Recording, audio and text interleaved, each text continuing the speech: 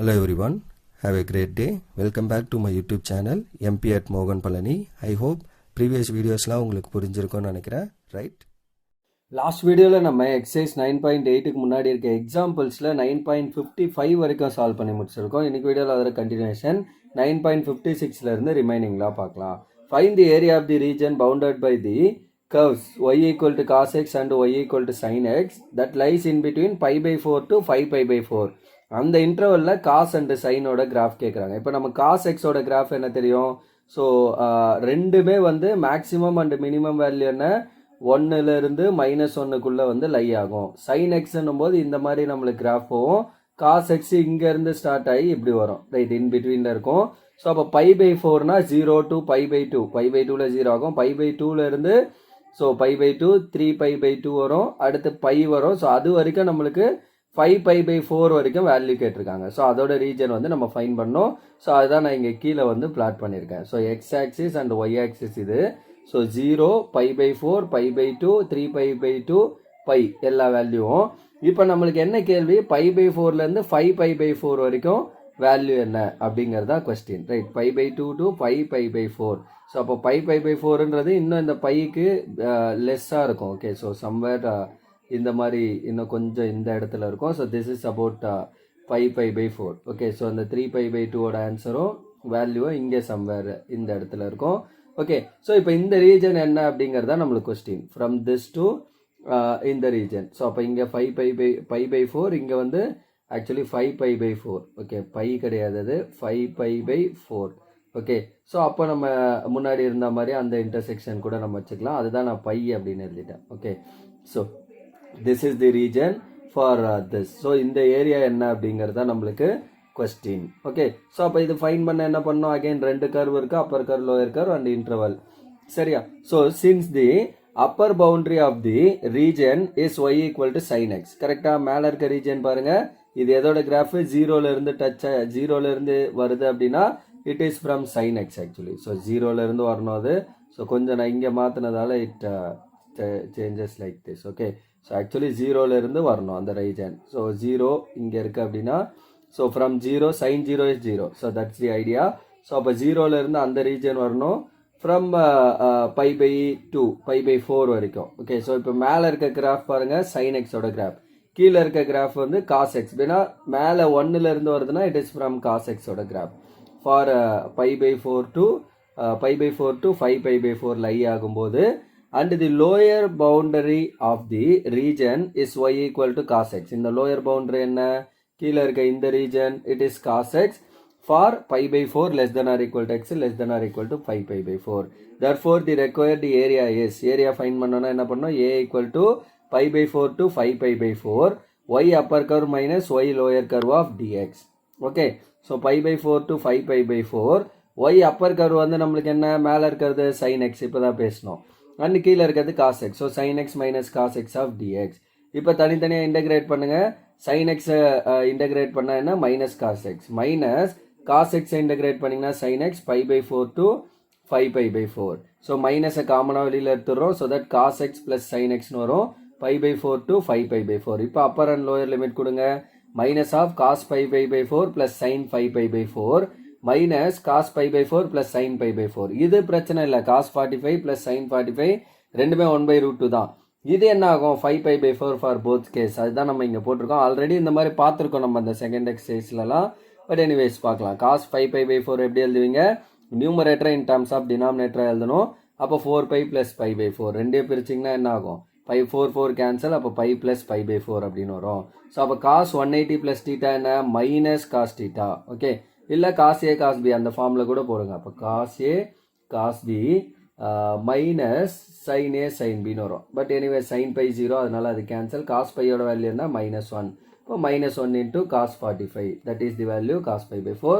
Cos 45 என்ன, 1/√2. அப்போ இதோட ஆன்சர் -1/√2. சிமிலர்லி சைன் போடுங்க. Sine 5 pi by 4 is sine of 5 plus 5 pi 4, அதே தான். ஸோ அப்போ மைனஸ் ஆஃப் சைன் 5 பை 4னு வந்துடும், which is -1/√2. அப்போ ஃபர்ஸ்ட் ரெண்டு வேல்யூ, இது -1/√2 பிளஸ் -1/√2, -1 காமனாக வெளியில் இருக்குது, மைனஸ் இதோட ஆன்சர் என்ன, 1/√2 plus 1/√2. So that is the value. அடுத்து இங்கே √2 டினாமினேட்டர் காமன். ஸோ இங்கே என்ன ஆகும், -2. இங்கே மைனஸ் இருக்குது, again -2. So minus of this. So அப்போ minus of -4 divided by √2. So minus into minus plus 4/√2. So அப்போ ஆன்சர் என்ன? 4/√2 multiply and divide with √2. So அப்போ டினாமினேட்டர் என்ன ஆகும்? 2.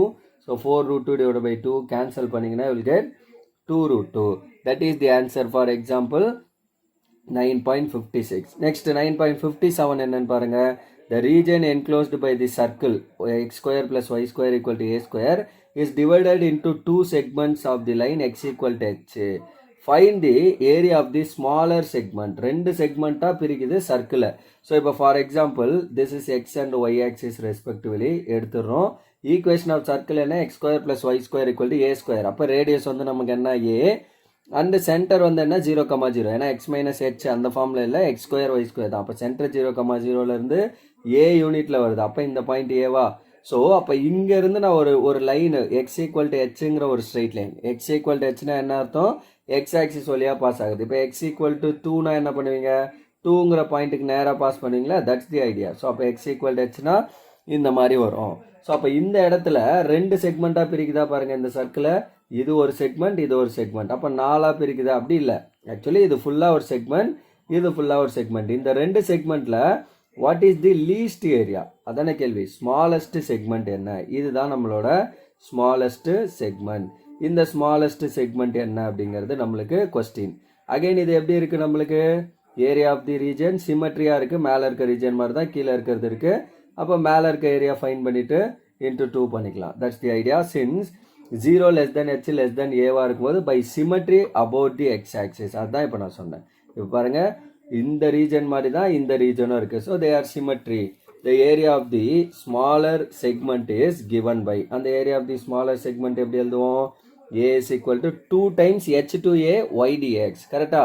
ஸோ 2 times, ஏன்னா ரெண்டுமே சிமெட்ரி. h2 ஏன்னா இங்கே என்ன இருக்குது? எக்ஸோட வேல்யூ ஹெச்சில் இருந்து ஏ வரைக்கும், இங்கே எக்ஸோட வேல்யூ ஏ, அதுதான் எழுதியிருக்கோம். h2a y dx. y நம்மளுக்கு ஈக்குவேஷனில் இருந்து, கொஸ்டினில் கொடுத்துருக்க ஈக்குவேஷனில் இருந்து எழுதணும். ஈக்குவேஷன் என்ன?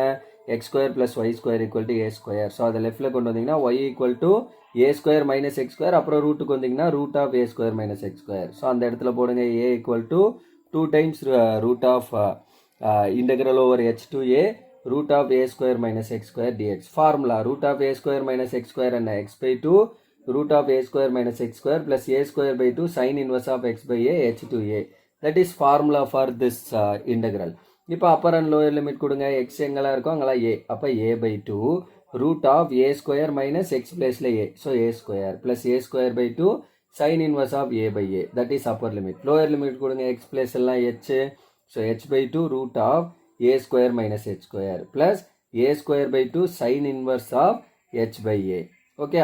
ஸோ இது என்ன ஆகும்? A square minus A square become 0. அப்போ இது கேன்சல். நம்மளுக்கு ஏ பை ஏ 1 ஆயிருமா? ஸோ அப்போ சைன் எப்போ 1 வரும்? 45 degree. That's the idea. And இது ஹெச் பை 2 இது அப்படியே தான் இருக்கும். இந்த டேர்மும் அப்படியே தான் இருக்கும். அதை நம்ம எதுவும் பண்ண முடியாது. So 2 times a square by 2 sine inverse of 1 minus h by 2 root of a square minus h square minus A square by 2 sine inverse of H by A. So அப்போ a square into sine inverse of 1 minus h into root of a square. ஏன்னா இந்த 2 உள்ள multiply பண்ணிட்டேன். Okay. அப்போ என்ன ஆகும்? இந்த 2 cancel. இங்கே இருக்க 2 கேன்சல். இங்கே இருக்க 2 ஆர் 1/2 காமனாக வெளியில் எடுத்து கேன்சல் பண்ணாலும் சேம். ஸோ அப்போ minus A square into sine inverse of H by A. So sine எப்போ நம்மளுக்கு 1 வரும்?